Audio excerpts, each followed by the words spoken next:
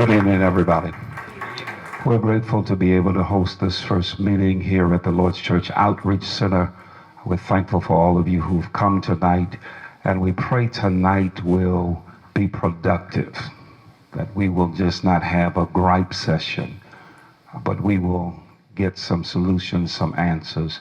I pray your patience as we walk through this time together. We will share together. I am Bishop Elliott, and if things are out of order, we'll ask people to leave. So we're going to do things in decency and in order. Thank you. Amen. Bow your heads, let's pray. Gracious God, our Father, in your wonderful name, Jesus, we come and we do give you thanks for who you are. And even as we come, we pray, God, even now for our city. We know the problems. We know what plagues us. We know the condition. And so we pray, God, that you minister even in this session, the beginning, that we come together as a people, that we realize that we must push each other up instead of pulling each other down. That we would work together, walk together, pray together, cry together, share together, do whatever we need to do together as a people. And we realize that we can get more done together than divided. And so have your way even as we share in this time. We thank you for our mayor, our commissioner. We pray, God, that you minister even through them. We cover them now. Pray for them, that you give them wisdom, guidance, and direction. And now be glorified in everything that is done in this room tonight. We honor you, Jesus, and we give you the glory and praise. In your wonderful name we pray. Together we say amen. Thank you, Bishop, and good evening, everyone, and welcome to all of us. And thank you, Bishop, for hosting it. As you know already, this is our third community engagement session with our acting police commissioner, the first in person. But again, I really want to thank everyone for being here. We're almost halfway through this full schedule, totaling 7 of these community engagement meetings that we're going to hold in person and virtually. We had a great discussion with older adults last week on the telephone, and then specifically had another one on social media. Tonight, we're obviously in person and live streaming for those at home, and we will be taking your questions. A quick note, just so that you can see the 2 mics there. If you have a question, when we get to this portion, just come up to the microphone, and we're going to take as many as we can before the bishop tells me I have to get out of here tonight. These meetings really are about you all, our residents, and giving you a chance to hear from Acting Commissioner Worley and also get your questions out there and answered. But most importantly, just hearing from you, to hear about the things that you are concerned with in your neighborhood, in your street, with your business. Making our city safer is going to take every single one of us getting involved in our community, remaining involved in our community, and really discussing and engaging in that way forward. But I would, as always, I like to start off by where we actually stand right now in our city. In Baltimore today, we have a homicide rate that is down 24% from where it was last year. Our non-fatal shootings are down 7% from where it was last year, and violent crime overall is down. That is not the case for many major cities. Our sister city to the south in D.C. has a 30% increase in their violent crime. And we know that those numbers are not enough for me. They're surely not enough for the commissioner, but these decreases are something that we all can work together to build on. My Office of Neighborhood Safety Engagement, the Baltimore Police Department, community individuals across this city each and every day, from Park Heights to Cherry Hill, are working to make sure that Baltimore becomes a safer city. And that's why we're here, because we understand the totality of violence. It's not just about BPD. And those acts of violence don't start or end or with someone picking up the gun and pulling the trigger. And we're going to continue to focus through our group violence reduction strategy into our investments into our neighborhoods and people, but we're also going to build our police department to be the best version of itself. And with that, I will turn it over to Commissioner Worley.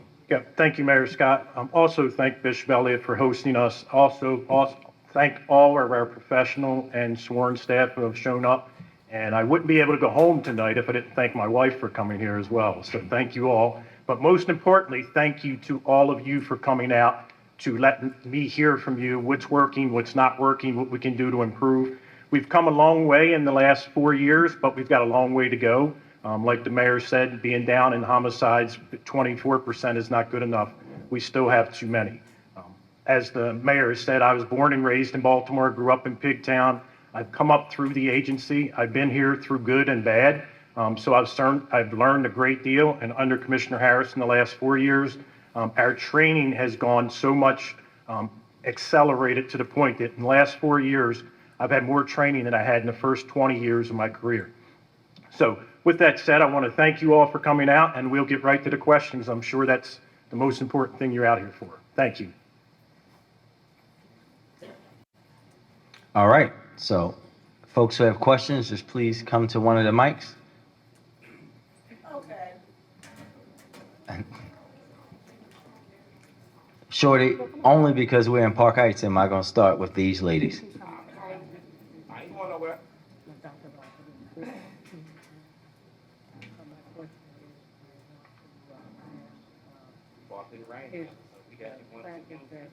Yes, sir. Being out of Baltimore City, and what does he anticipate now that he will be returning?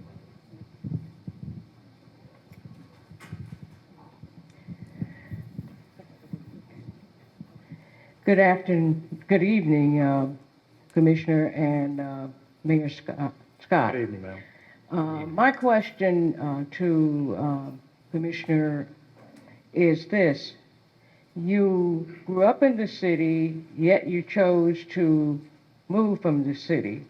I'm interested in the factors that influence your leaving the city and what factors now are going to influence you embracing the city again. Yes, ma'am. That's a good question, and the reason is actually sitting right in front of me. My wife, we got married. She lived in Annapolis. She gets a stipend from her job to get a percentage of pay increase for living closer to DC. And believe it or not, because Annapolis is closer to DC, that's where we moved. But I do plan on moving back to the city. I love the city. I grew up in Pigtown. I lived in Brooklyn, 2 blocks away from where the incident happened for 12 years, from 2002 until 2014. And I do plan on moving back to the city.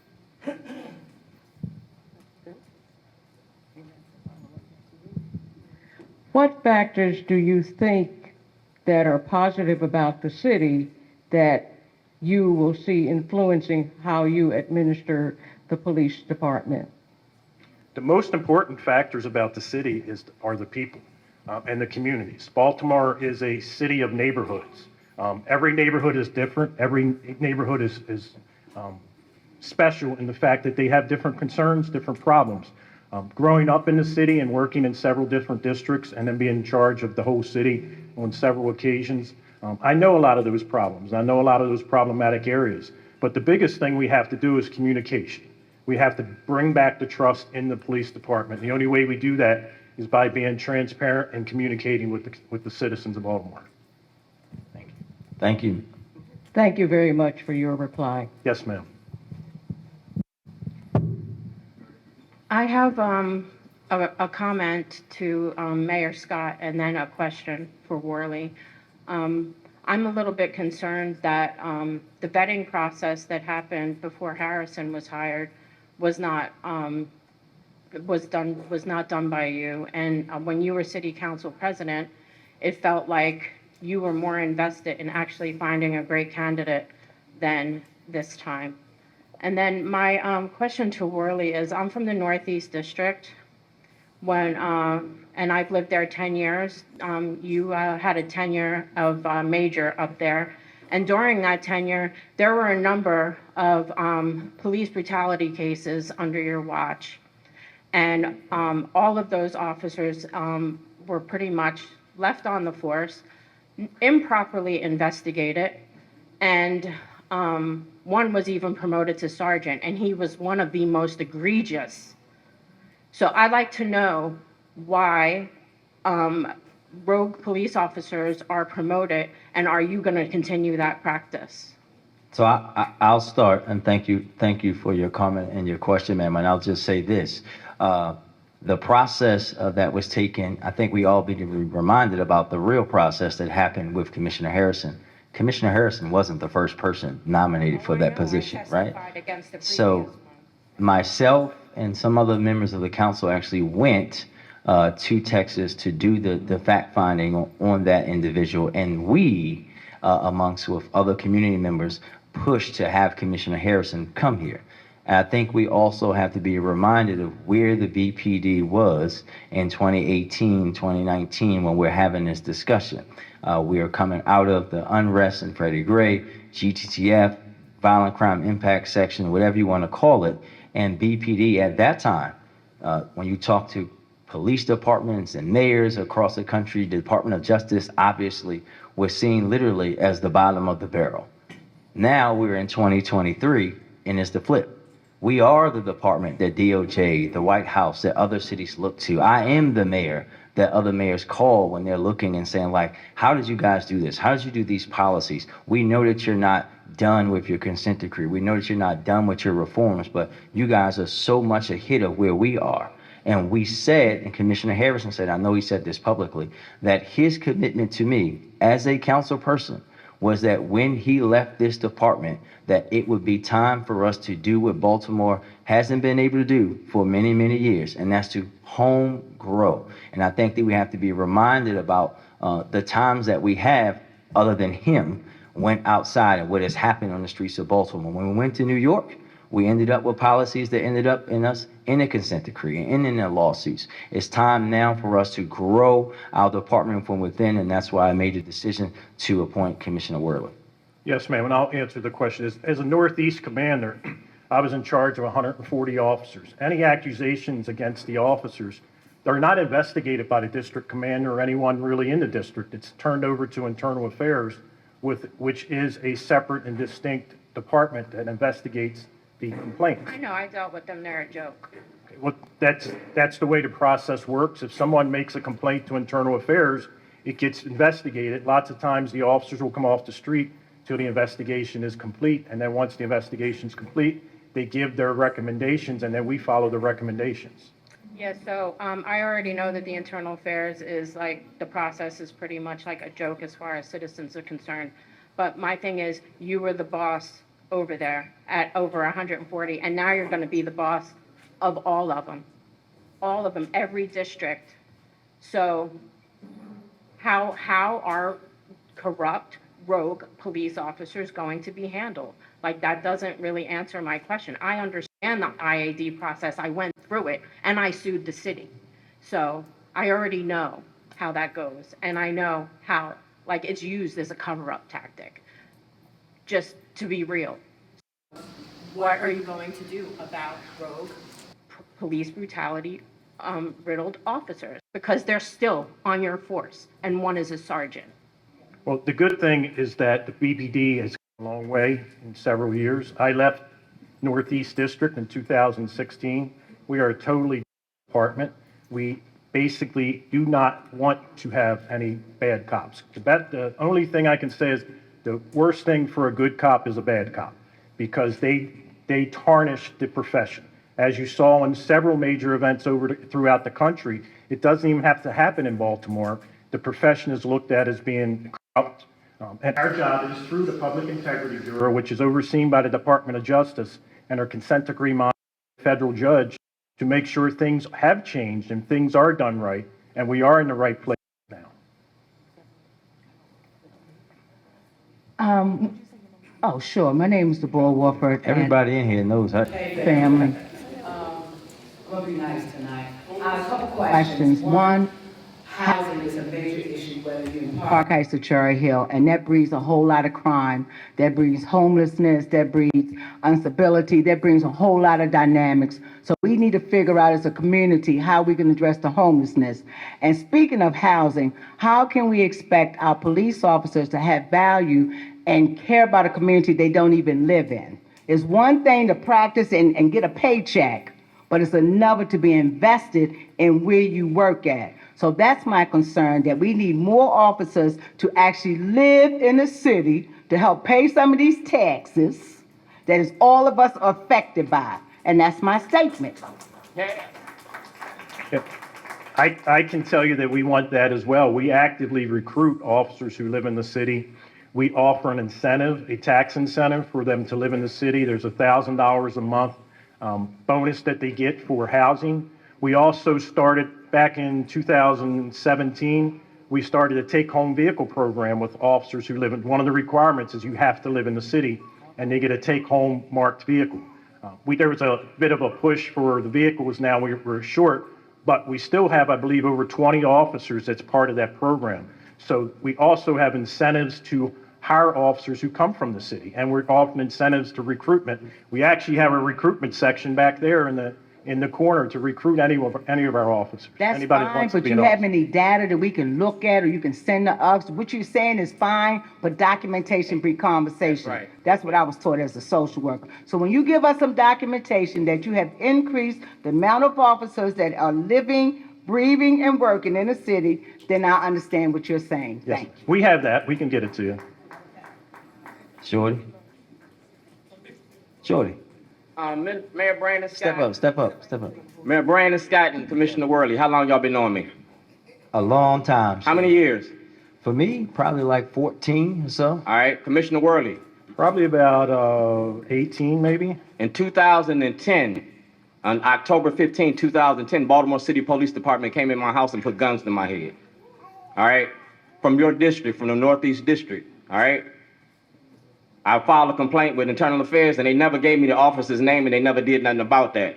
In 2011, February the 7th, 2011, I was locked up and charged with terrorism because I put a toilet in front of the Towson courthouse, exposing the corruption and racism in the Baltimore City and Baltimore County courts and police department.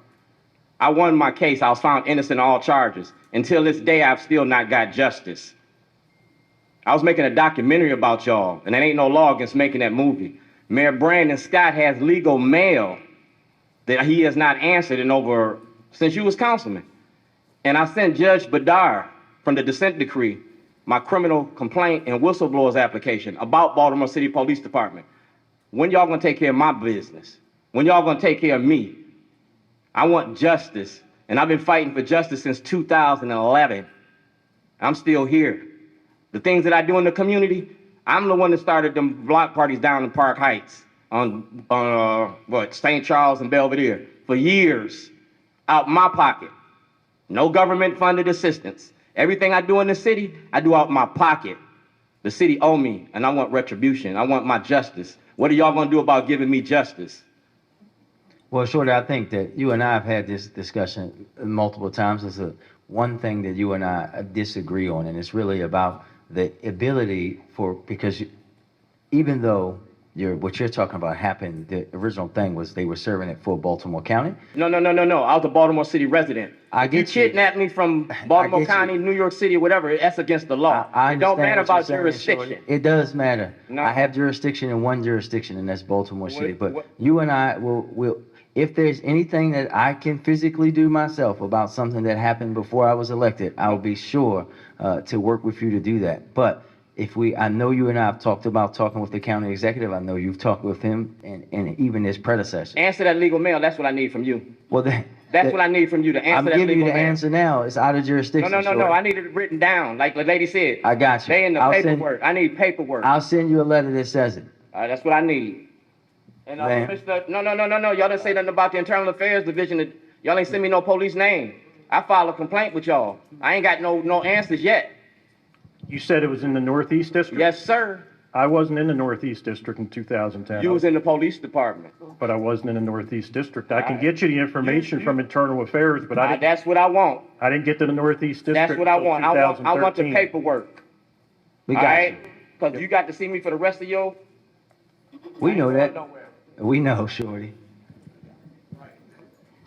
Good evening. Good evening, My ma'am. name is Gloria Cooper Blue. I am a resident in the area. I'm a member of a major sorority in the area, and I want to thank you guys for being at the National Night Out on August the 1st. As a educator for Baltimore City, a business owner, I live and work on Tiger Parkway. I have a couple of things that I'm going to try to wrap up into one or two questions. Talking about the housing, drug and crime, trying to improve housing along the Park Heights corridor.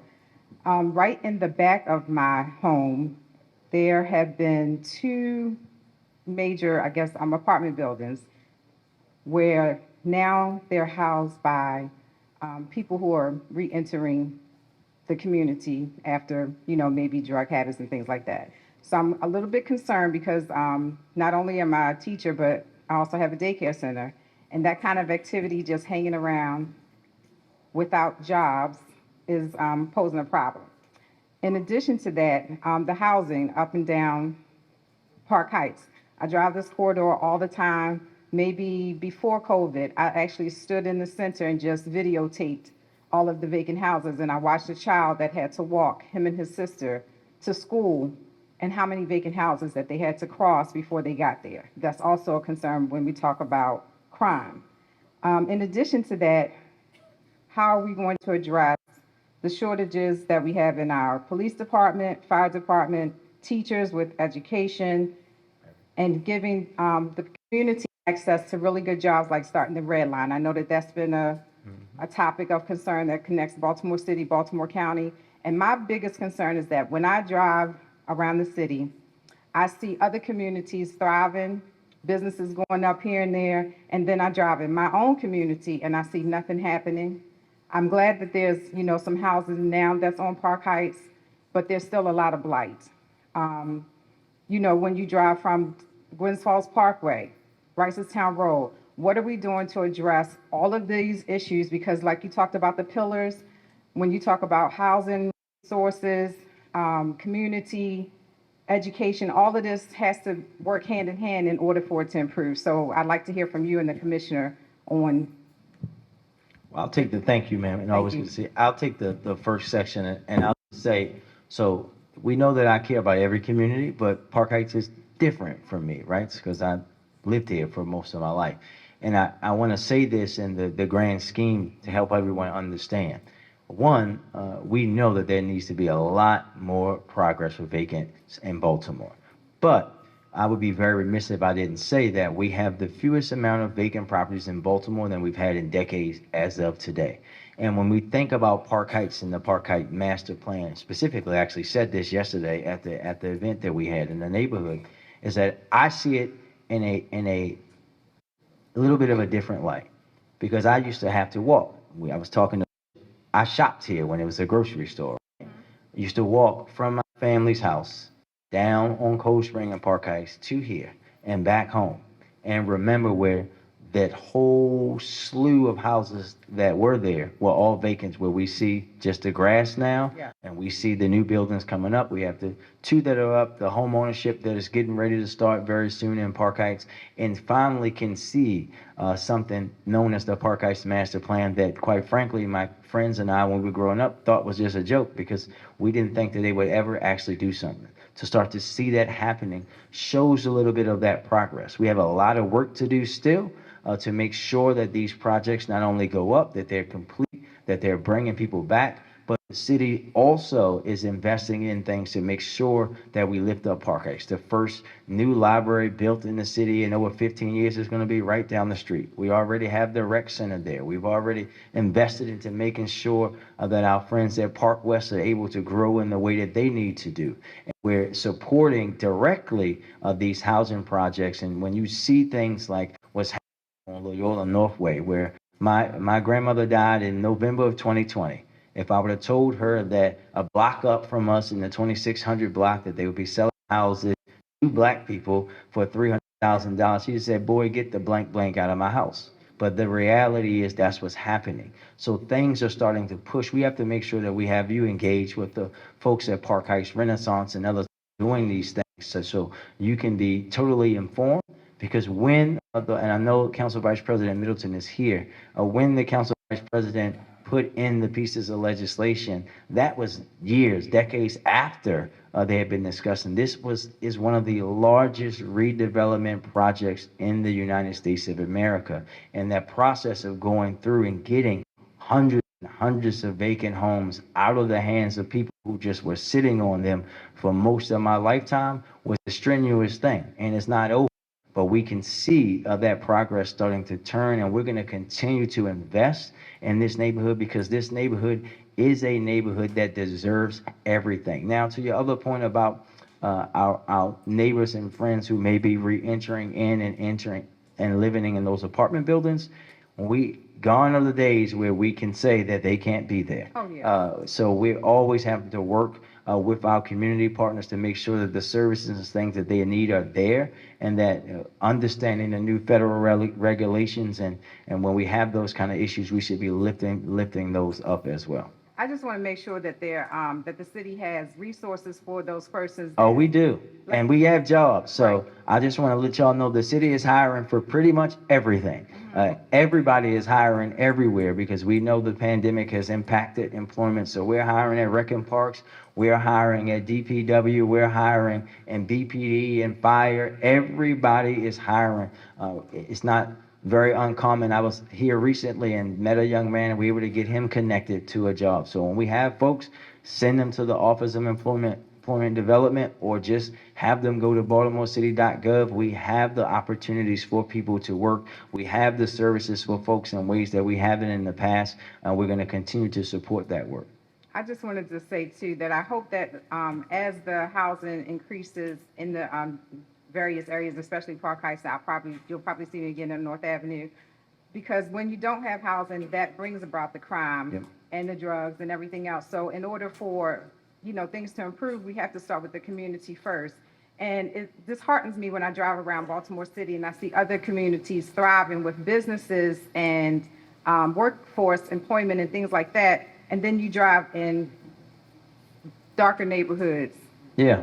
and you don't see the same type of growth. So I just want to make sure that the So that's why we have to resources and the change money are coming our way. that's why we've been changing the way that we invest. So we have what we call impact neighborhoods that we have. Park Heights is one of them, because we know this city's history of only investing in neighborhoods where Black people didn't live, Yes. right? And that's what we're trying to reverse in the city that birthed redlining for the rest of the country. We're trying to reverse that. That's why we're doing the library share. That's why we're doing the rec centers in the neighborhoods that we're doing them in, because we want those neighborhoods. And I can't talk about Pennsylvania North Avenue yet, but there are big things that are going to be coming there directly, where the city's going to be planting a flag and saying, we're investing in these neighborhoods because they matter. Mr. Commissioner? Yep, and as far as the staffing shortage, we are short, but we're working continuously on it. This is a nationwide problem with recruitment. We're putting a class through every 2 months, and it's graduating. But even if we hired 100 officers today, they wouldn't be officers for another year. So what we have to concentrate on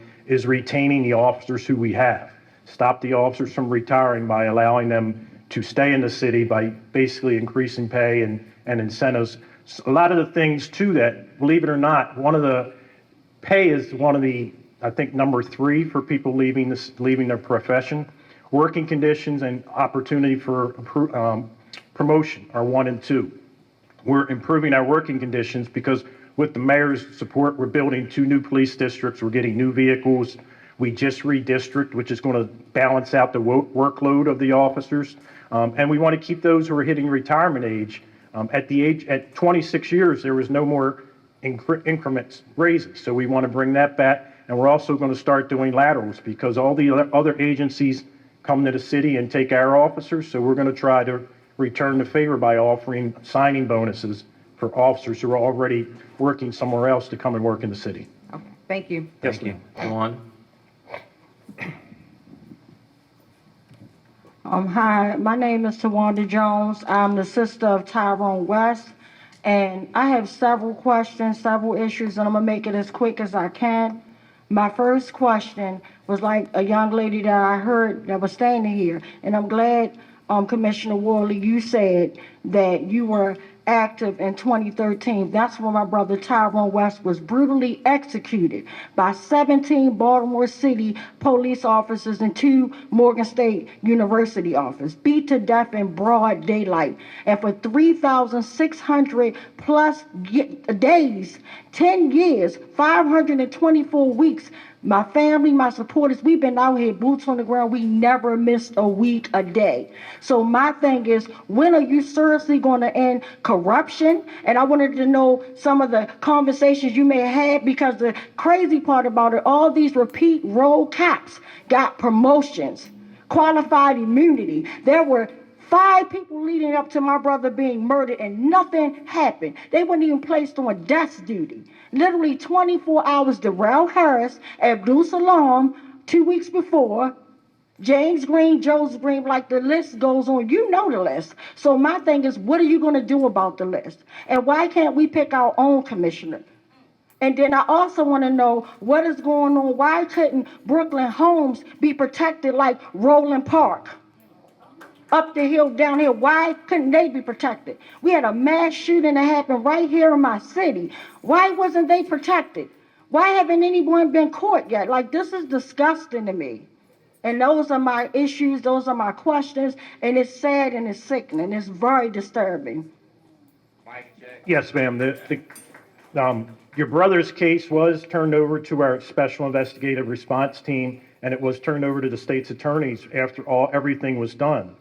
We did the investigation, Internal Affairs did the investigation and turned it over. Again, it doesn't bring back your brother, and I'm sorry for your loss, but the investigation was turned over, and then there's also the possibility that the Attorney General may open the case back up, because I know the state's attorney sent it to him and requested that. So we really can't speak a whole lot about the case simply for that fact that it may be another open investigation. And Tawanda, Oh, I'm sorry. And then one last thing, like literally, I really feel like it was not a thorough investigation, because had it would have been, there wouldn't have never even been Freddie Gray, because that would have stopped at 17 killers being disciplined on the spot. If my brother would have did what was done to him, he wasn't doing anything wrong. Driving while black in America, right here in my city that I love, that I was born and raised in. You said you grew up here. So why wasn't it a thorough investigation done? Like, I'm sick of the Doug and Pony show. Like, literally, they try to stop me. They try to pay me off. And I turned down hush money. Because none of the money, they could have wrote a check for all the money in the world. I would have never accepted. That would never bring my brother back. yeah, and Tawanda, and you know, you and I have had this conversation for many years, and nothing is going to bring your brother back. But I also want you to hear this and hear this me directly from me. If it were not for you doing all the things that you've done all those many days and all these many years, these reforms, the things that have happened not just in Baltimore but across this state, that is partly due to the work that you have done. And where we are today is light years away. And what I say to the police commissioner all the time, I don't care if they black, purple, orange, or brown. When they get caught doing the wrong thing, then they have to be dealt with.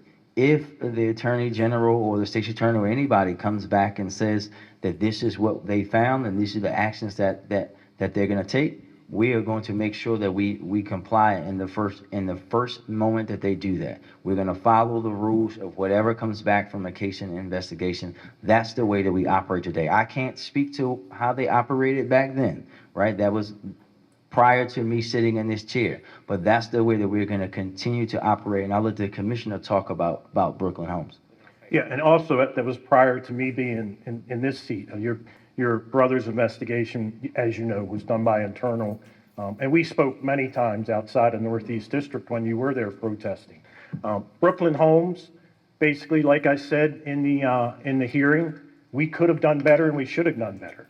And my job is to fix it, to make sure it doesn't happen again. One thing that was corrected with the inequity in patrol was that the redistricting, where Brooklyn is, there used to only be one postcard there. And on July the 9th, when we redistrict, there are now 3 postcards there, which means where one officer used to respond that whole area, there are now 3. So those are a lot of the things. The redistricting was done to correct some of the inequities that were taking place because we hadn't done that in 60 years. A lot of districts changed geographies. But the biggest thing is over the last several years, we have made several reforms. Unfortunately, we have to terminate officers almost weekly.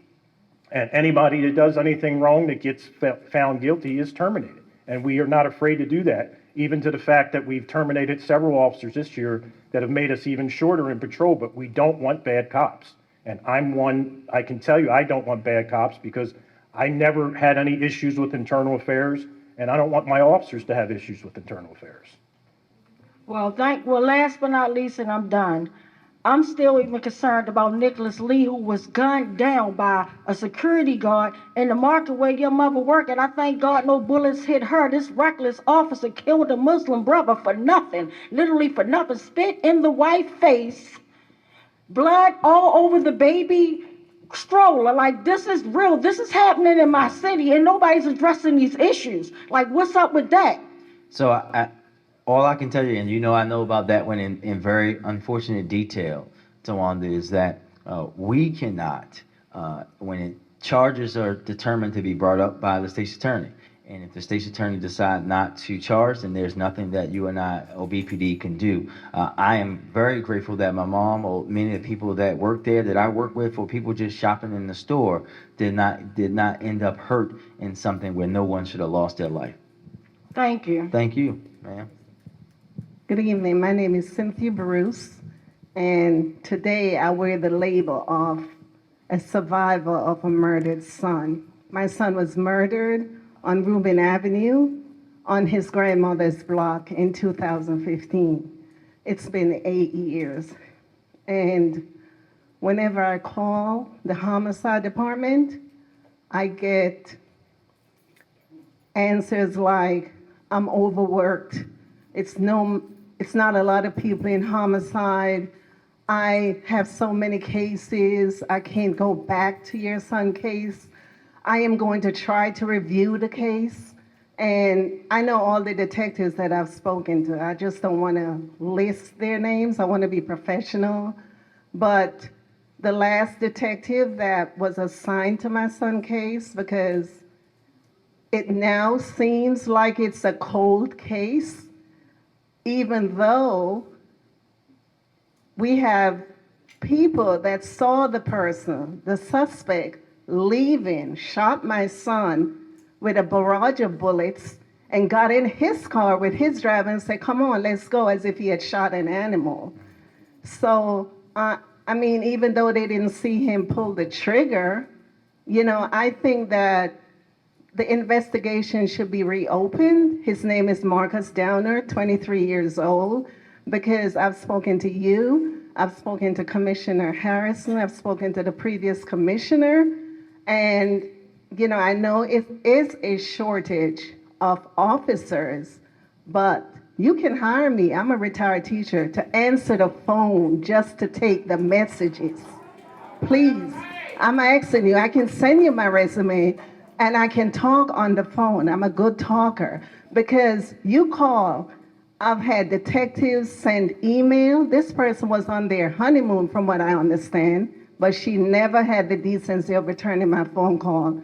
And the sergeant sent her sergeant and her an email. So yes, you're on your honeymoon, and I applaud that. And yes, you deserve to be married. But please, when you return, can you just follow up? So I'm just asking you, Commissioner Worley, if you could put some strategy in place for the homicide detectives. They keep getting promoted. And I mean, I worked as a teacher. It was not my desire to be promoted. I wanted to be in the classroom. And I understand people want promotion. But if it's not time to promote, if you're short, those people need to stay in place, or promote them and keep them right there in the homicides. They're being moved to other areas. So that might be a strategy that you could put in place. Oh, you have your promotion, but right now you're going to do this. Okay, so I just want, hopefully, you have written down my son's name. Did you put it in your notes? Right behind you in the red dress there Oh, is Michelle, who can get your information. But Okay. first, those answers to when they answered its phone and told you those things are not acceptable. Doesn't matter how many cases they have, they can take your name, they can take your information, and somebody can get back to you. And that's the way it should be done. We do have a cold case, and your son's case will not be closed until we make an arrest on it. All the cases stay open, but we do have a cold case squad, and we're actually going to build that up a little bit more, because they just closed the case from several years ago, and they're working on a couple other cases. But if you give your information to Michelle, I can guarantee you somebody will come call you back. Also, I can guarantee you somebody will call you to come to work for us if you're serious. yes. If I'm you're serious about that, Yes, I'm absolutely. serious. So I also wanted to say another thing too. When I started in 1987, I left in 2019, that I think officer friendly, being in the schools, helped a lot. They were able to tell the people that You know, I learned a lot, belonged to gangs, what the signs were, what the colors were, and just help them with conflict resolution. And we need to start like at kindergarten because guns is not cutting it. And having a gun at 6 years old shooting a teacher, I've never held a gun. I don't even know how to shoot a gun. How did a 6-year-old hold a gun and shoot a teacher? I'm just in awe with that. So Yes, ma'am. thank you very much for taking my question. We can get you in the back. We have plenty of civilian jobs that we're hiring for sure. And I can personally attest to this young lady's work ethic. She worked in my schools growing up. Thank you so much. Thank you, ma'am. Hi, I'm Dan Hellerback. I'm a resident of Northeast Baltimore, recently retired, former school administrator. Mayor Scott, interim commissioner, I have a couple of questions for each of you. Thank you for indulging me. First of all, Mayor Scott, I just want to know, and maybe I missed it at the beginning of this session, but what is the process in terms, I know that it's interim commissioner, so what is the process that we're engaged in right now to find our commissioner? So this is this is how the process works. So the mayor puts forth a commissioner out for the city council. The council then determines whether they're going to approve that person and then send that person back to me to be sworn in. That's the process that we're in. The council will be having their hearing. I mean, I know Council Vice President Middleton, who is here. Council Vice President, where are you? Do you know what the date is for the hearing? The commissioner's confirmation hearing. Do you know off the top of your head? Yep. Yeah. So that's how the process works. It's checks and balances. I pick the person, they confirm the person and send them back to me. If they don't, like we did in the past, then I would have to go and find someone else. Thank you. So we've heard a couple of instances tonight, one about cases, and my friend Cynthia and my son is good friends with Marcus, went to school together, so that's very near and dear to me. But not being able to close cases, officers still perpetrating brutality and on our citizens.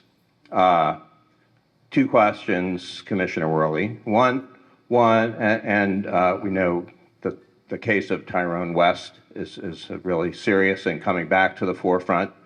One, and I heard you use the term good cop, bad cop. I've heard that a couple times tonight. So when does it not be a bad cops or a few bad cops, and when does it become a pattern? And then two, in the case of Tyrone West, your commander, you said, correct? And you said you are aware that there's going to be potentially an upcoming investigation, either at the Attorney General's or state prosecutor or local prosecutor. Would you and how would you cooperate with that investigation, since you're intimately aware of the circumstances that happened under Mr. West being killed by the police in Baltimore City? If the Attorney General opens the case, we'll fully cooperate and give them everything that we have on the case. I'm asking you personally. That's me personally. Okay. I wasn't on the scene when the incident occurred, so I wasn't there to see the incident, so I have no firsthand knowledge of what happened. All I have is the investigation. But whatever the Attorney General needs from the BPD, we'd be more than willing to cooperate and give it to them. Well, you do know what happened that day. I do, yes. Based on the investigation, I wasn't there. I wasn't on the scene when it happened. I got there minutes or hours after it occurred. But you were the commander. I was the major in the Northeast District, yes. You must have been apprised of what happened. Yes. Okay. And the other question was, when is it just bad cops, and when does it become a pattern? Oh, I'm sorry. When does it become a pattern? not just a few bad cops. One bad cop is a pattern, because one bad cop will lead to more. As you saw with the GTTF debacle, they all became bad cops, and they were working together as a basically a crime organization wreaking havoc. They all were put into jail. And anyone who goes out and breaks the law, whether they're cops or not, they're going to be held accountable. Cops more so, because we're held to a higher standard than anyone else, because we're given the authority to make arrests. So any bad cop, any accusation is fully investigated by Internal Affairs. It's overseen by the Department of Justice, and our policies are written by us, but it gets approved by the consent decree monitoring team and the Department of Justice and Judge Berdar, so that we are following all the federal guidelines when we do investigations. Thank you, sir. And happy retirement, too. Good evening, everyone. My name is Evie. My name is Evie. Okay, thank you. Good evening. My name is Evie. Mayor Scott, early on when you were running for office as mayor and early in your mayoral tenure, one of the words that you used regularly was transparency. Mm-hmm. And so my question is, how is it that that word or that concept seems to not apply to Safe Streets? As a corollary question for Commissioner Worley, I would like to understand better how BPD and Safe Streets collaborate to make our city safe. Thank you. And the commissioner doesn't have, I'll take that one. I think Evie and I were neighbors up until a few weeks ago, everybody. Evie, this is what I'll say. When you talk about and we hear this assault on Safe Streets from a particular media partner, I think we have to remember a few things. The same way we wouldn't be out here talking out in public about the names of undercover detectives, is the same respect that we should give those women and men who are working out here every day with no vest, with no gun, to intercede in violence. But we hold them to the same standards as any other employee that works in something that government funds. If anybody in Safe Streets is found doing something wrong, they'll be held accountable for that, no matter who they are and no matter where in the city they work. But I think to be reminded again and again and again for us to say that this program, Safe Streets, violence intervention, has been proven to work not just here in Baltimore, but across these United States of America. And we just had an evaluation done by Johns Hopkins that shows that this program helps to reduce violence. There are some folks who don't think that people should have a second chance in life, but growing up with folks walking up and down these streets, right, that used to be involved in that life, who are now out there every day, down at Park Heights and Cold Spring, up here at Park Heights and Belvedere, convincing people that we grew up with not to shoot and kill somebody, is something that we owe them a lot of respect for. And only people who have lived that life, not even I, someone who grew up with them, who can go out on that corner and have conversations that no other elected official can. I can't have the same conversation for somebody that stood out there pulling that gun out. We have to understand that there's always transparency with these programs. The monies that we spend on Safe Streets is out there for anybody to see. And we know that our community partners, LightBridge, Catholic Charities, all the folks that we work with do so much work out in the open, and we're going to continue to do that. But what we are not going to do is allow these right-wing people to come in and try to tear down folks who have changed their life and want to make their neighborhood a better place. Okay. So my follow-up to that question/comment is, number one, I reject your characterization of anyone, taxpayer, who requests their rightful obligation, their rights to see and to have knowledge that taxpayers' government funds pay for, regardless of whether or not the organization is a nonprofit or certainly a government entity. So I reject that characterization, number one. Number two, none of us here, we don't control what nonprofits do with their money. So if they want to show you what they're doing, and all nonprofits information is out there, every nonprofit has to talk about how their money is spent. So I just want the residents to know that The city doesn't control how a nonprofit gives out their information. Any nonprofit in Maryland has to show how their money is spent each and every year. That is a Jedi mind trick that some folks are trying to pull about, like, oh, well, these organizations won't say how they're spending money. Any nonprofit organization in the state of Maryland has to tell how their money is spent. Well, So again, this none is of not us trying to hide. And for us, open data is there. You can go and look and see on our open data website how we spend money. All the money that we put out is all out there for everyone to see if anybody wants to look for it. But what we're not going to do is say that, hey, Jonathan Smith has been out there mediating people who are about to kill each other on this corner. This is Baltimore. It's irresponsible for us to do that. We should not be doing that because that would be putting people's lives at risk, more so than they already are.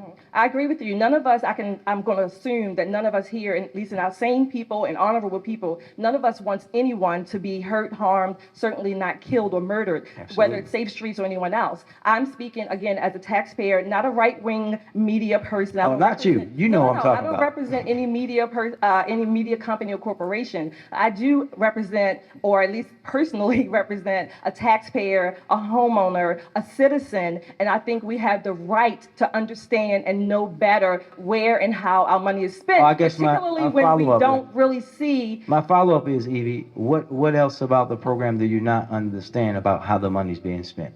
Tell us exactly what you don't know. I don't want to reveal anyone's Safe Streets, make them reveal to whoever they may be. I thank them for the work that they may have done and contributed to, particularly with the homicide rate being decreased, which is a good thing for us. Again, but when I'm going to say you as mayor, because you're the leader, as mayor, when you seem to, again, malign people like me who ask questions about Safe Street, but certainly our city council members who had a hearing a few weeks ago and were trying to get answers as to what Safe Street does, I reject that characterization. Well, I think that the city council folks, they know what Safe Streets does, right? I think that, but my question to you is, what about taxpayer dollars going to this program do you need to know from me? What's the transparency that you need? Who gets the money, how it's spent, So- what we want to see, Yeah. what the return on investment, so to speak, what the return on investment is, and we want to know, again, is it working? Not just from Johns Hopkins studies that you rely on. And that study, I'm not mischaracterization. Maybe that study is well done, but again, you have the families here whose family members. I've certainly lost family members and friends. We want a better representation. We want better information, and we want to have transparency. So I think Evie, what I'll say is that what you're saying is already out there. Again, we the city give money to nonprofits to administer the program. Obviously, we don't want our residents, taxpayers in the city to just rely on our information, right? So we actually get a third-party outside group to actually do the analysis of the program, which shows you how the program works, where it's worked, where it shall fall short, all that information, which is why I did that in a push for transparency, because the program hadn't been evaluated for more than 10 years. I asked for that evaluation immediately upon coming into office. That information is out there. Every single taxpayer dollar that gets spent, you can find on the city's website. You can see that information. Our budget books are all out there. That information is out there for the public and for council people, not named Councilwoman Middleton, because she understands how the program works. And I would challenge those other council members to talk to their colleagues to do that same work. That information is all out there in the public. There is nothing secret about Safe Streets. The money is always spent. And when you're talking about organizations like LifeBridge Health, who have an unapproachable record on how they spend money, we have to also show those folks some respect too. Hi, the young lady said I had to give a name, so today my name is Julian Bond, one of my dear closest friends. But my question is addressing the open-air drug markets. We all know about Penn North, but I'm not even a city resident, but I'm concerned about the city that I grew up in. I'm concerned, there's an area that I travel frequently along the Reisterstown Road corridor, the Carroll Fuel Oil stations, the one at Northern Parkway, the one at Patterson, and then the Exxon at Labyrinth in Reisterstown. Now they set up shop at the Sudsville at Glengyle in Reisterstown. I've been in contact, a few years ago, I wrote a letter to both Fuel, Exxon and to Carroll Fuel. Carroll Fuel they both responded.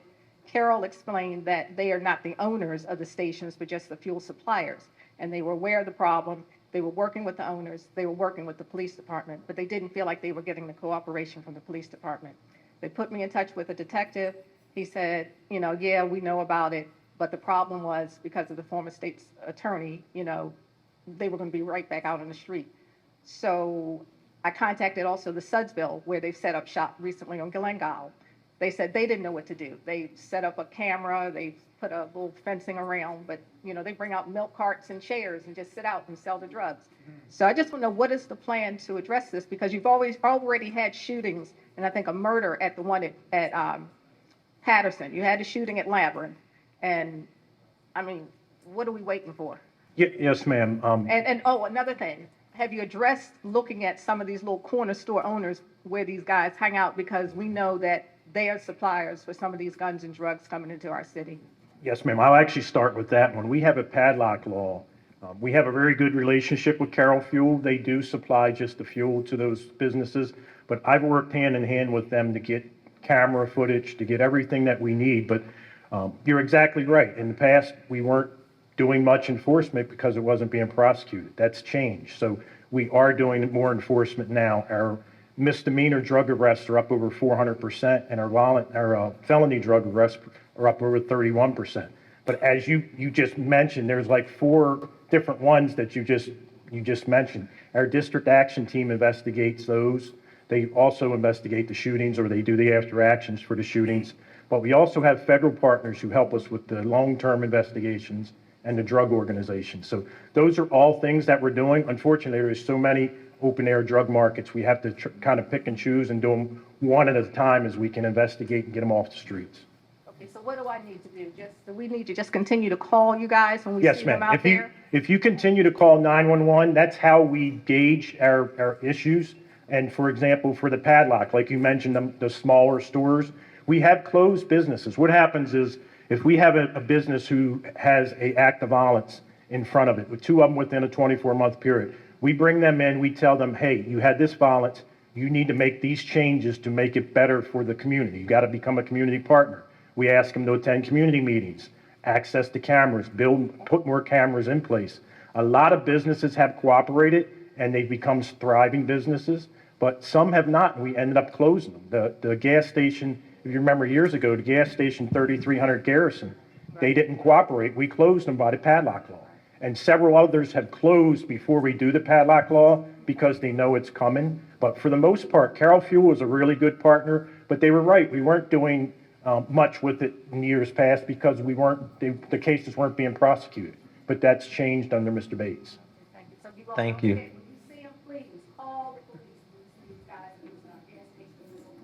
Thank you so much, ma'am. And just because we have so many folks remaining and we want to get to everybody, we're going to try to limit it to one question. I don't want the bishop to do me like they do him on Sundays. I got one question. My name is Ray Rice.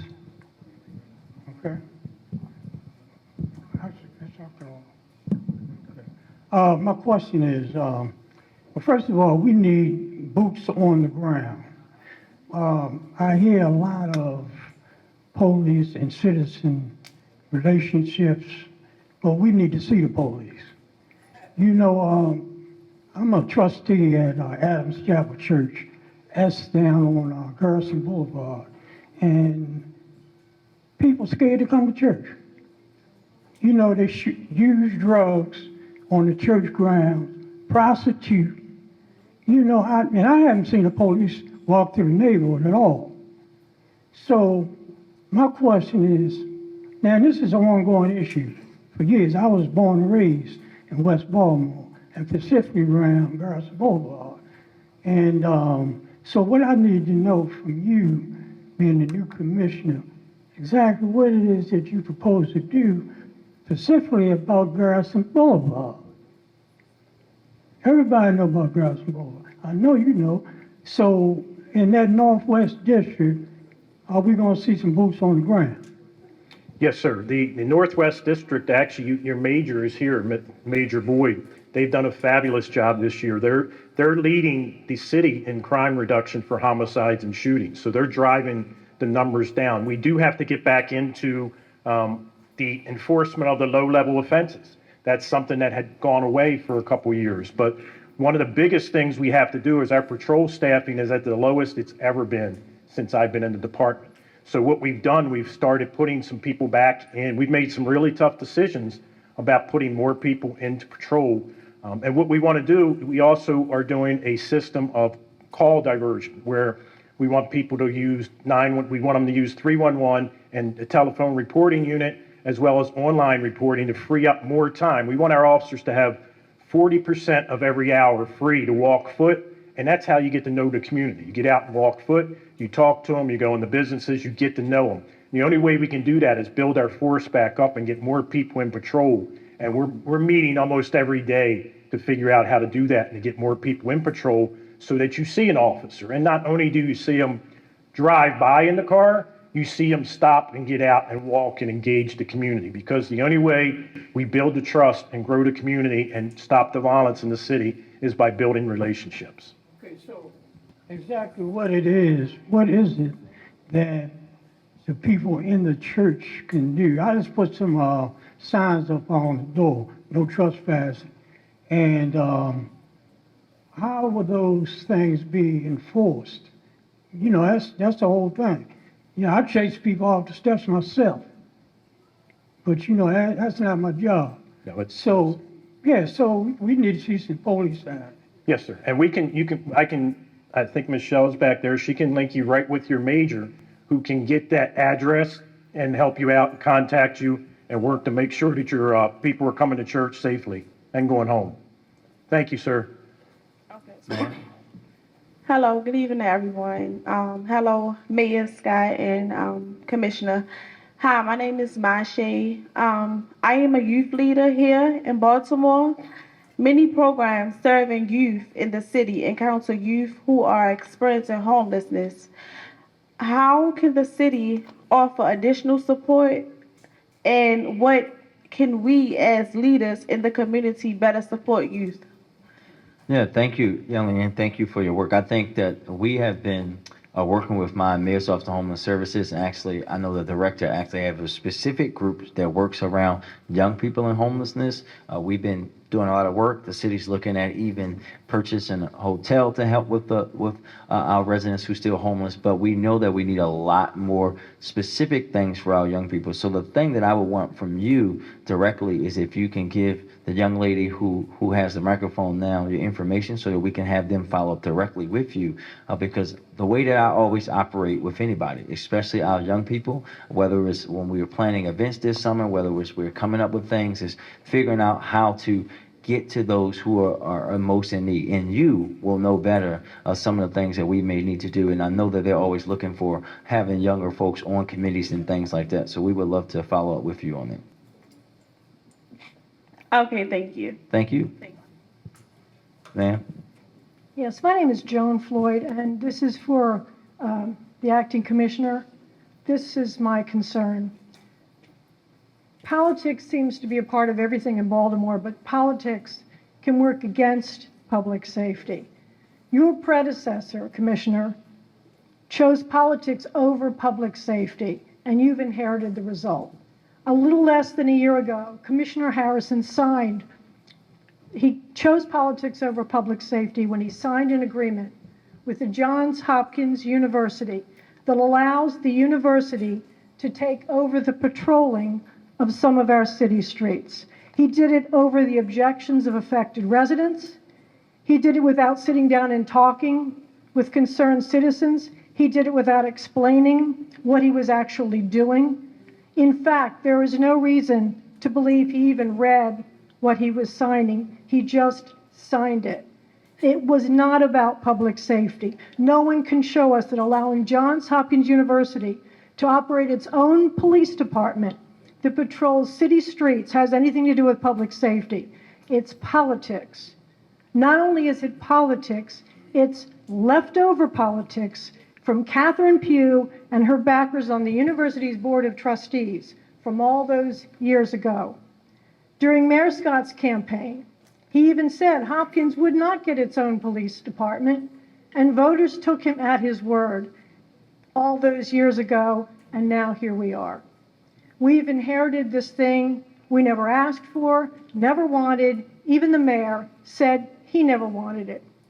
It's an unleashed, and that is an actual category, an unleashed private university police force operating on our streets that the commissioner signed. So I'm asking you, in the interest of public safety, to do everything that can be done to reverse this action that was taken in the interest of politics by people who will never have to deal with the consequences of having city streets patrolled by a private police department that owes its allegiance to a university board of trustees. Please do this in the interest of public safety, real public safety, to protect people, because as one of my colleagues has said many times, and it bears repeating as often as possible, having this private police force will not make people safe, and it will not end well.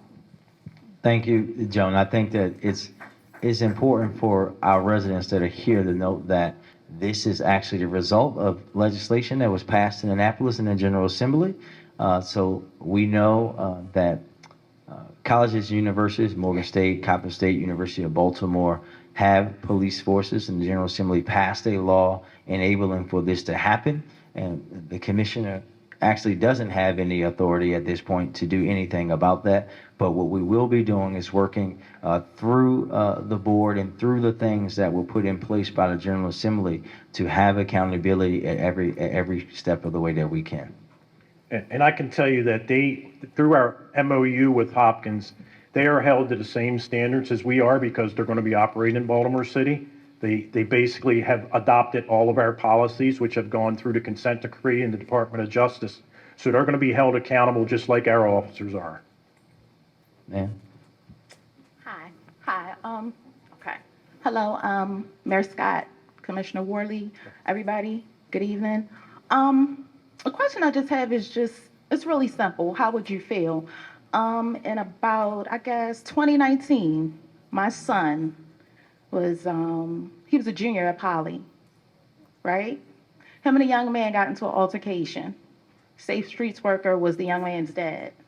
He wanted to square up with my 16-year-old, literally assaulted my son. That's one issue. Another issue is my family has owned a home on Litchfield Avenue for at least 50 years, right? The grass is this high out back. There are a fleet of abandoned cars on that block. The grass is ridiculous. It's illegal dumping all over the place. Blight is just like overwhelming.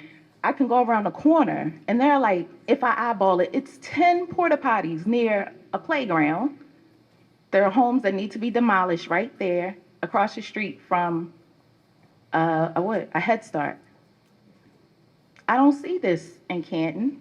I don't see this in Butchers Hill, Federal Hill, Fells Point, Guilford, Roland Park. I mean, I can run the gamut up here. I don't see that in those communities. I own property. I pay taxes. I'm a Black woman. I thought y'all wanted Black people in the city, but it doesn't feel that way. Yeah, I'll say first, we'll talk about the thing with his son. We'll get you information to follow up on that, because nothing enrages me more than adults now who think it's okay for them to hurt children, right? We see that every day. Anybody that tells you that works in a school, we see it all the time. I saw it when I coached middle school basketball, where I had to jump in where grown men and women were trying to fight young kids, right? I think that that's just unacceptable no matter who it is. But to your point on the other things, if you give us the locations, we'll get on top of that and make sure that we're dealing with that. But I want all of us to be reminded again here in Baltimore that what we see in these communities that in Baltimore are Black and now some cases brown, didn't just happen overnight, right? These things were done deliberately over many decades, right? If you put a map on the wall behind me of the neighborhoods that were redlined by Mayor Preston and his cronies before they took it all around the country and outlined it with vacant houses, with addiction, with obesity, with everything. They're going to look exactly the same. And the only way that we're going to undo those extreme levels of purposeful disinvestment that caused the city that I grew up in, the one that you grew up in, these things that we see, is to flip that on its head. And that's what we've begun to start doing, not just through our impact investment areas that you heard me talking about, but every single thing that we do from my standpoint in how we're investing our money in the city.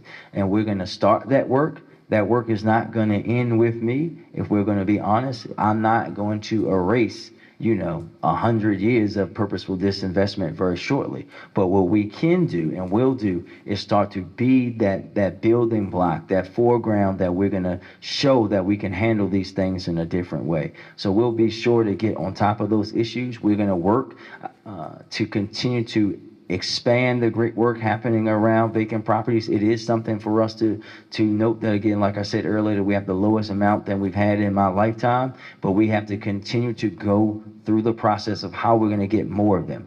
Most of them are actually owned by private folks. There are processes we were able to last year get the circuit court to create a special in-rem docket for vacant houses to get those things done faster. You'll be hearing from me publicly in the weeks and months to come about how we think that we can hasten that pace to do some of the things that we've seen in Park Heights in some instances. We talk about Loyola, but also on the east side in Johnson Square, working with community partners to work together to build that community, but also do it in a way where we're not displacing, right? Where we're not seeing what happened, quite frankly, in Canton and these other places where they were, when we were growing up, people didn't want to live there. But now those folks who were original in those neighborhoods can't even afford to live there. We can do it in a way that allows folks, that brings back so many of the people that I grew up here in Park Heights that now live in Pikesville or Randallstown or Orange Mills. We can do it that way, and that's the way that we want to invest. Okay, well, I have actually another part to that question. I'm sorry. So I need a standing schedule, like for the grass to be cut, for the area to really be groomed. It's a mess. So I have to find out when we get the information about what who owns the parcel. So just for everybody really quickly. So if the city does not own it, we can't just come out and cut it, right? I get it. And I've been there before. we got to go through this whole process. That's also one of the other things that we want to try to change, right? That's some of the things that we talk to our folks in the courts and others, is that, I actually talked to a young lady about this earlier, like, listen, if you had to live next to one of these things like I did growing up, my dad would just make us cut the grass, right? Because by the time the city goes out, gives multiple citations and gets the okay to cut it, the grass is this high. No one wants to live that. We have to figure out a way to hasten that, understanding that everyone has rights, even though you and I know a lot of these people aren't going to do anything with the property, that allows our residents to see some immediacy done as well. So I shouldn't look to my city council person. I shouldn't contact her. No, contact her for sure. So if she ignores me, what do I do? Well, always put it in 311. But in addition to your council person, like, you should come directly to our office in neighborhoods, and others who can help you, assist you with that. And that young lady that is standing in front of you just happens to be the deputy director of that office. Yay. Yes, sir. Yes, my name is John Hopkins Jr., and I have a recommendation. Yes, sir. Well, I'm quite sure that you all work with the homeless as much as you can, trying to find ideas and resolutions to help them. And there's a big building downtown, Social Security building, 1 million acres. I said, I dream that could be a big village. Anything the homeless person needs, or people need any kind of special or fast concerns would be in their clinics, satellites for HABC, satellite companies for all personal matters that need to be done quickly. And I'm quite sure the federal government probably give it to you free of charge. But I know the land, excuse me, I didn't mean to cut you off. You good. I know the land has problems. But if it's given to you, all the pipe work and everything's laid. You just got to figure out, make a plan.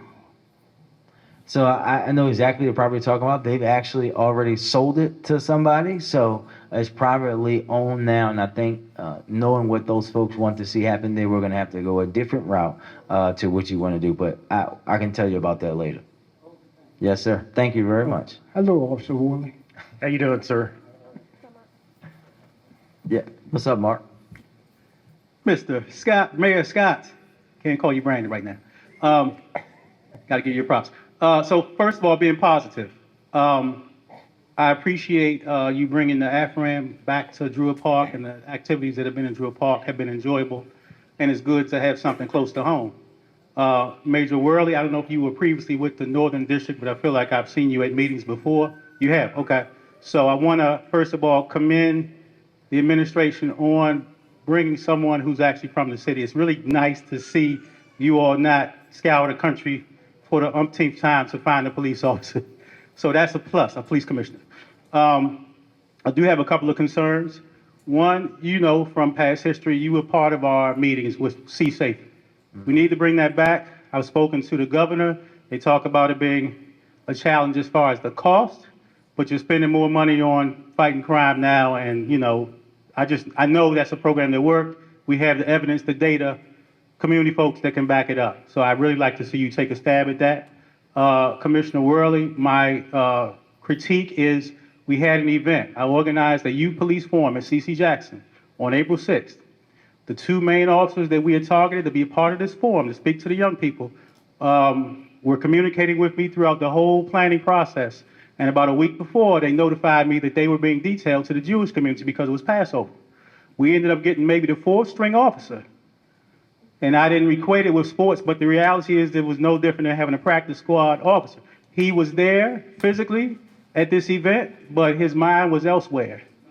And so we need to look at those opportunities when police engage with young people.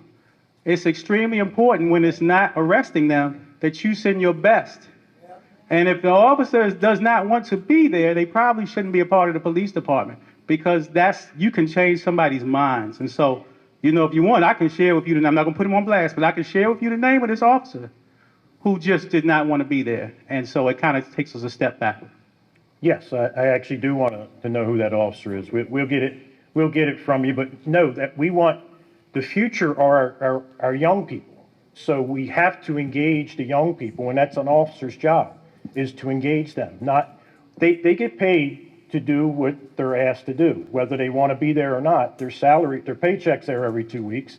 We can ask them to go and do the things. But first, we should not have moved the two that were already working with you. They should have stayed there, and that officer should have been detailed to the other things. So that's something that could have easily fixed this issue. And I'm sorry it happened, but I'm hoping that we can continue to work together and have these things not happen, so that not just one or two officers is engaged. I want every officer engaged, so no matter who we send anywhere, it's the same exact officer, same behavior, engaging the community.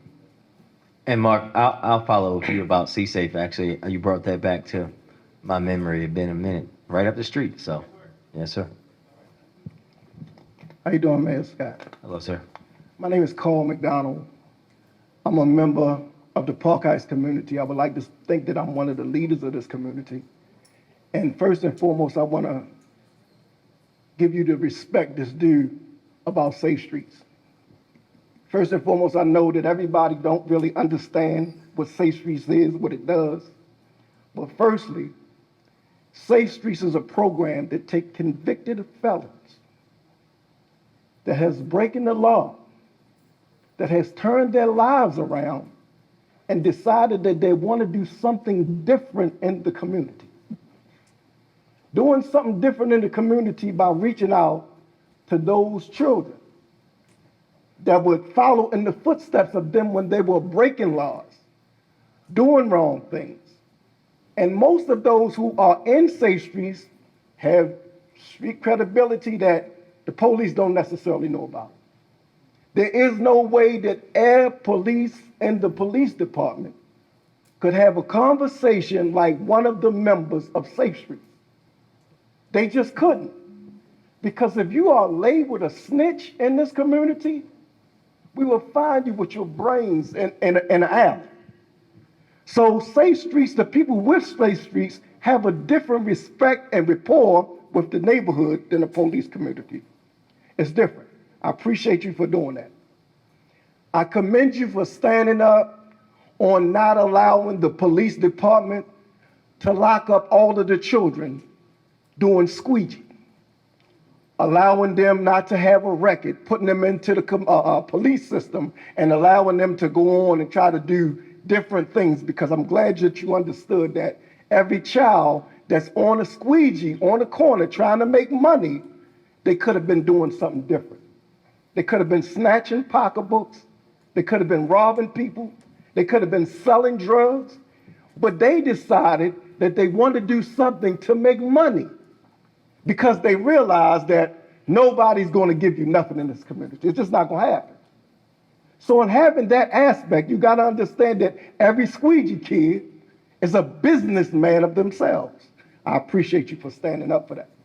We got one more, man, because we got a few we're trying to get to as many folks as we can. I'm hurting inside because we talk about the corruption of the police department, because it seems like when you have good people trying to do things as far as with the police department, you lock them up. Like Miss Mobley. It seemed like she didn't like what was going on in the police department. When you found somebody doing something wrong, she tried to correct it. And then when you try to correct it, you put on trial for trying to correct what it is that you're doing. Because we don't believe that Ms. Mobley is being on trial for what it is that they say she's on trial. It seems like she's on trial because what she tried to do inside of the police department, and we understand the corruption goes on. So we are here in this community. And like I said, we appreciate what you do.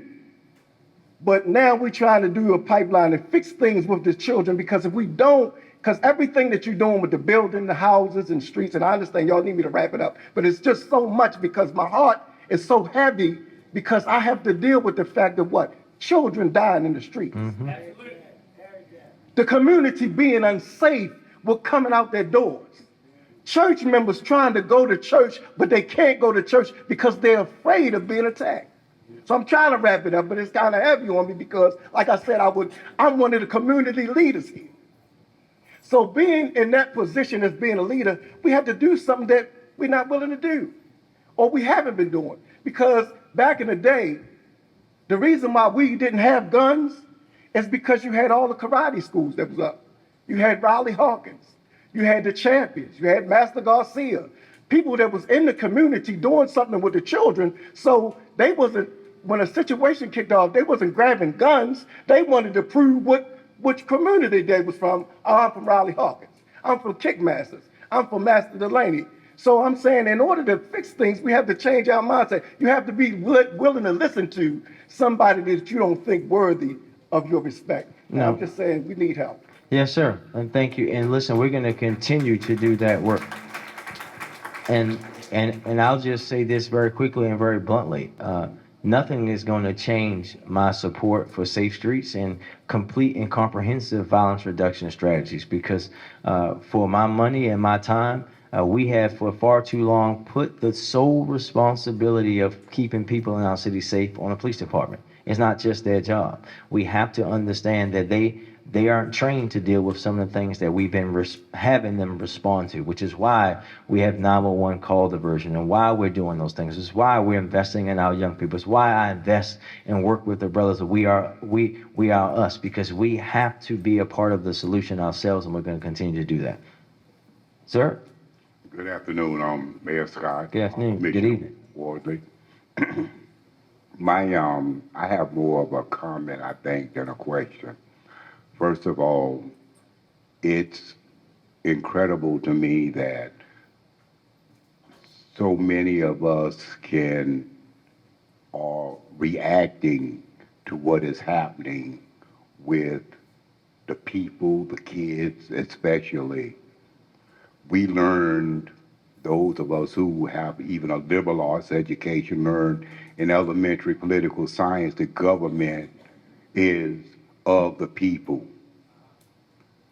The kids that are out here are the people, and we are not the government of them. And they are not accepting your governance because your governance is filled with such systematic hypocrisy that no one believes you. No one believes Safe Streets because they see it as just a job. The Guardian Angels have been doing violence intervention for years, and there hasn't been a big budget that had to been put behind it in order for it to work. And I'm not knocking Safe Street. I believe in the concept. I think that the problem comes in many times with many of the issues when the money part comes in. We talk about how we want our children to be led and be influenced by our examples, but the examples that we give, are incredible. We hire a police commissioner, and I'm talking about Ed Norris now. We hire a police commissioner. You find out he's a crook. You send him to jail for a couple of years and then give him a job as a radio talk show host. You preaching now. Okay, now you tell me what kid is supposed to look at that and say, okay, yay, that's right. Hey, these are good citizens here. I think Marilyn Mosby put herself up as a sacrificial offering for doing what she tried to do with trying to create some kind of justice within this city. The court system is a sham. If you don't have a lawyer, don't go. Maryland Court Help. You go to Maryland Court Help and you sir, talk. I'm gonna try to get to at least one more person before Bishop kicks us out of here. Okay. I hear you, and this is I just want to say a couple things to you. One, for a few things I want you to say is amen because we in church. But what I want you to hear from me directly is about this investment into our young people. I get chastised a lot for saying that I spend too much time, too much money, too much energy on trying to do things for these young people. In fact, some people say, why are you doing that? Like they don't want better for themselves. But I know different. But I also know because I spend time and interact with them and hear what they say to me about how the things that we've done. I was in Giant a few weeks ago, and a young man stopped me in the produce aisle and said, Brandon, can I talk to you for a second? I said, sure, what's up? He said, what you guys did with the Squeegee Collaborative saved my friend's life. He was on the wrong path. You guys went out, you helped him. Now he's working. We're going to continue to do those things to make sure that we become a better city. And I always say that no matter what the cause is going to be for me, one thing I'm going to do is going to invest in young people in a way that they never invested in young people when I was growing up. But to your point, and I think this is important for our residents again, about the courts specifically and judges specifically, the same exact way that we hold our city council people, the mayor, the state's attorney, the governor responsible, we have to start to do that with the judges. For example, we restarted the Criminal Justice Coordinating Council 2 years ago. The state's attorney's at that. We had a meeting today. The state's attorney's at that table. The U.S. attorney's at the table. I'm there. The commissioner's there. DJS, parole and probation, all these agencies. Everybody's at that table except the judges. But you all are their bosses. We have to demand more from them as well because they play a critical part in what we're doing. Sir, thank you. Good evening. My name is James Kellum. I'm the brother of Marcella Brooks Harris. Back in December last year, at the Bell Park Towers, she was found dead in her apartment. Yes, sir. And I'm here tonight. I just had to look up on their web to definitely be here tonight because it's a lot more frustration than anything of sitting down with a detective and giving email information and then sending information to them and still no response. This is going on a year now, and this December. And that's all we want in my family is closure for this. She lived at Bell Park Towers, infested building. But like I said, I came here tonight to see if I can get some real seriously help on this case so my family can close this with their self, you know.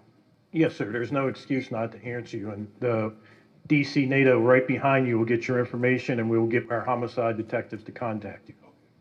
Thank you. Ma'am? Hi, Mayor and Hello. Commissioner and everybody. My name is Pamela Cheeseborough, and I wanted to get a clarification for myself and hopefully for anybody else that from what you had said earlier about explaining the process.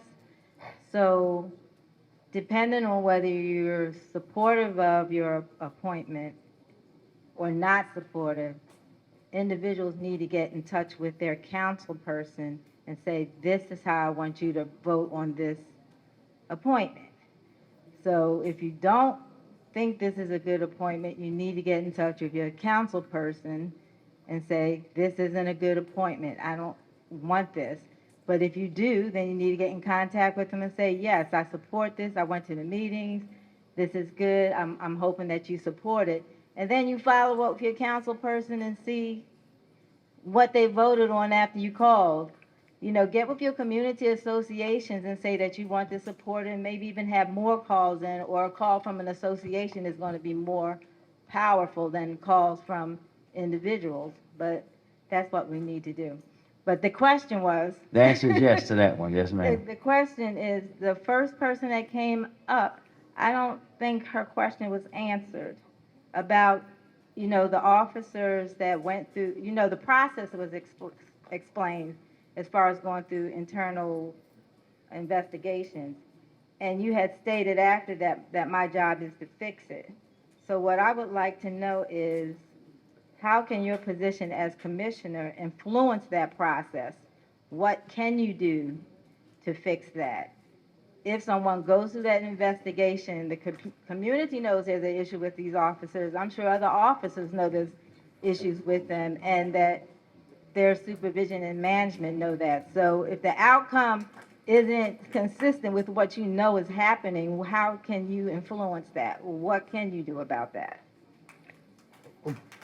Basically, what happens now, the Attorney General has an office that oversees all death investigations when it's involving a police officer or police officer action. So not only is our department doing the investigation, but the Attorney General does the investigation. And they have to be independent investigations, because I shouldn't influence it one way or another. It's got to be independent. It's got to be based on the facts. And then the ruling comes back based on the facts. Sometimes, whether we agree with it or not, those are the rulings from the state's attorney or from the Attorney General. But if you know the history of what's going on, and you know what's going into your community, and this comes back and you know it's not consistent with what you know is happening, that can't go to a federal level or something?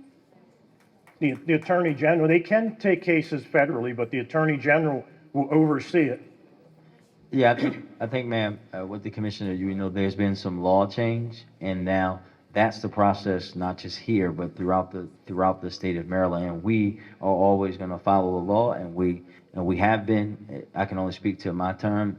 When folks come, it wasn't uncommon. The commissioner hasn't had to do it yet for Commissioner Harrison to come to me and say, hey, the state's attorney is charged in ABC, X, Y, and Z. In some cases, it actually was him bringing it to me beforehand saying, look, we caught this on body camera. We saw these things that's going over. And when they come back, those people are dealt with immediately. But only if it's risen up by them will it get risen up that way.